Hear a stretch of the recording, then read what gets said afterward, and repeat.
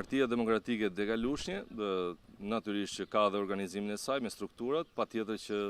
siç edhe herë tjetër jemi organizuar secili me makina private, sepse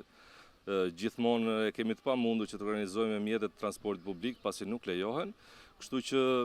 përtej nesh, njerëzit kanë shprehur dëshirën e madhe që të vetë organizohen, pra kanë dalë përtej nesh. Kështu që janë në një farë mënyrë ata që na shtyn ne që të organizohemi dhe të shtym fort që të marrim sa më shumë pjesë në këtë protestë.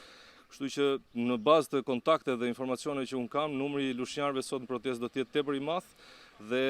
natyrisht që do të bëjnë të mundur këtë ndryshim që ne presim. Atëherë protesta e sotme e thirrur nga opozita nuk do të mbështetet vetëm nga anëtarët e Partisë Demokratike, por do të mbështetet nga të gjithë lushnjarët dhe mbar shqiptarët. Protestë tani që ne e quajmë e radhës, por nuk është vetëm e radhës, sepse këto janë protestat që patjetër që të njëpasnjëshme që do i sjellin shumë shpejt fundin në regjimit e Edi Ramës.